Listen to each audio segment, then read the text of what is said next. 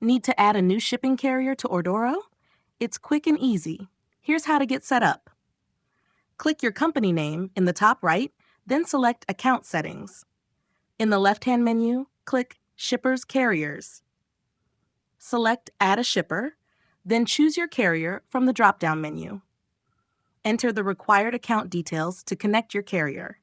Links to step-by-step instructions are available on the right if you need help retrieving this information.